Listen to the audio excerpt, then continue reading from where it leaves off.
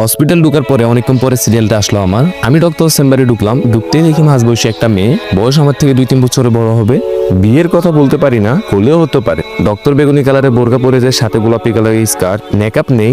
আর যদি তার সৌন্দর্য প্রকাশ করি তাহলে তার চোখের চশমা পরাতে তাকে মায়াবী দেখায়। আমি ঢুকেই সালাম দিলাম। সালামের উত্তর নিয়ে বললেন, ডক্টর বলল বসেন, কি সমস্যা বলুন।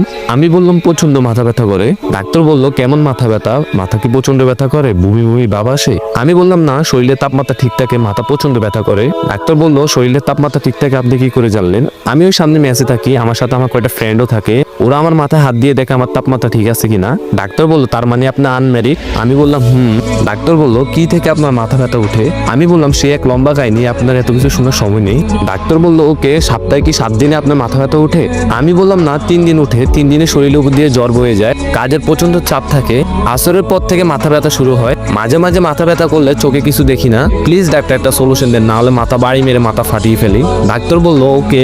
ডক্টর একটা প্রেসক্রিপশনের মধ্যে অনেকগুলো ওষুধের নাম লিখলো, লিখে নিচে ফোন দিয়ে ফটো তুললো। তারপর আমাকে বলল, ডক্টর বললো এই ওষুধগুলো খাবেন। আমি বললাম থ্যাঙ্কস ডক্টর। ডক্টর বললো আপনার নাম তো বললেন না। আমি বললাম আমার নাম আলফি। ডাক্তার আমাকে তার কার্ড দিয়ে বললো, ডাক্তার বললো কোনো প্রয়োজন হলে কল দিয়েন। আমি আমার ফোনটা এগিয়ে দিয়ে বললাম নাম্বারটা দেন। ডাক্তার বললো কার্ডে আছে। কার্ডটা হাতে নিয়ে দেখতে পেলাম ডক্টরের নাম আনিকা। আমি বললাম আমার জন্য এই সুবিধা কেন?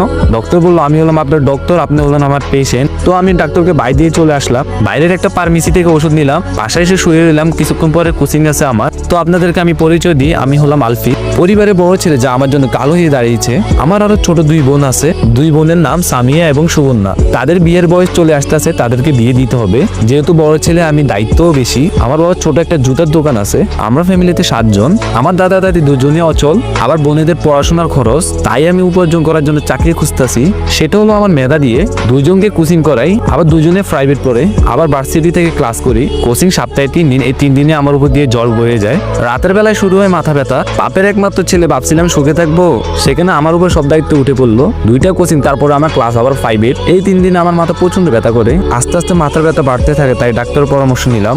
একটু পরে কোচিং এ গেলাম। কোচিং করিয়ে আসতে রাত হলো। সেদিন আর মাথা ব্যথা উঠে নাই। খাওয়া দাওয়া করে ওষুধ হাতে নিলাম খাবো বলে। এমন সময় মনে পড়লো আনিকা ডক্টর কি জন্য আমার প্রেসক্রিপশনে ফটো তুললো। সবাই প্রেসক্রিপশনে কি এভাবে ফটো তুলে? আমি ওষুধ খেয়ে সাথে সাথে ঘুমিয়ে পড়ি। পরের দিনের কাজে এত চাপ নেই। 2 দিন ওষুধ খেয়ে আর খাই নাই। সব ছেলেরই এই বাজে অভ্যাস। যেহেতু আর মাথা ব্যথা ওঠে না, তাই ওষুধও খাওয়া হয় না। আমার শনিবারের দিন কাজের চাপ বেশি। শনিবারের দিনে আমার মাথা ব্যথা উঠে, এমন মাথা বলার বাইরে। তাড়াতাড়ি করে ওষুধ খেলাম। ওষুধ খেয়ে শুয়ে রইলাম। পাশে থাকা ফাইমকে বললাম, আমি বললাম দেখ তো দোস্ত, আমার শরীর গরম দিন। ফাইম বলো তুই না ডাক্তার দেখাইছস, তো আবার কি জন্য মাথা ব্যথা উঠলো? ফাইম তুই আমার হাত ধরে বল। ফাইম আমার শরীর ধরে দেখে একদমই ঠান্ডা। আমি বললাম ওকে, ওষুধ খেয়েছিলাম, দেখি কাজ হয় কিনা। আরো 1 ঘন্টা পর ফাইম বললো, দোস্ত মাথা ফানি দিব। আমি বললাম আমার শরীর তো গরম না, ফানি কি জন্য দিব তাহলে? ফাইম বললো আচ্ছা তাহলে তুই ঘুমানোর চেষ্টা কর। আমার মাথা ব্যথা শেষই হচ্ছে না। কার্ডটা হাতে নিলাম। কার্ড থেকে আনিকা ডক্টরের নাম্বার তুলে দিয়ে ফোন দিলাম। কিছুক্ষণ পর্যন্ত রিং হলো। একটু পরে ফোন থেকে বলে উঠলো ব্যস্ত আছে।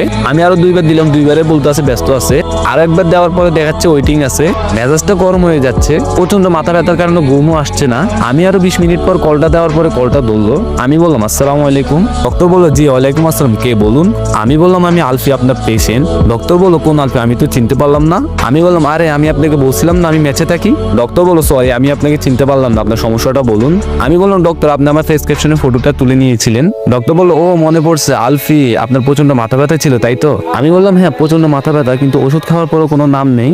ডক্টর বললো একটা কাজ করতে পারেন, আগামীকালকে আমার চেম্বারে চলে আসতে পারেন। আমি বললাম আগামীকাল তো আসবো, কিন্তু এখন একটা ব্যবস্থা করেন। ডক্টর বললো আমি একটা মেডিসিন দিচ্ছি, আপনি ওই মেডিসিনটি এখন খান। আমি বললাম ওকে। ডক্টর বললো বাই। ফাইমকে ফার্মেসিতে পাঠালাম মেডিসিন আনতে। মেডিসিনটি খাওয়ার পরে বিশ্রাম নিলাম। কখন যে ঘুমিয়ে গেলাম বলতেও পারবো না। আমি ঘুম থেকে ওঠার পরে তাকিয়ে দেখলাম ফাইম রেডি হচ্ছে কলেজে যাওয়ার জন্য। আমি বললাম এত সকাল সকাল রেডি হয়ে কই যাইতেছস? ফাইম বললো তুই ঘড়ির দিকে তাকা। আমি ঘড়ির দিকে তাকাতেই দেখি 10টা বেজে গেল। আমি জানি না কতক্ষণ পর্যন্ত ঘুমিয়েছি আজকে। ফাইম বললো আমি তো তোর ডাকের আশা ঘুমিয়ে রয়েছিলাম, তাই তো লেট হলো। তুই তো প্রতিদিন সকালে আমাকে ডেকে তোলস। আমি চিন্তা করতে লাগলাম তাহলে কি ডক্টর আমাকে কালকে রাতে ঘুমের ওষুধ দিয়েছে?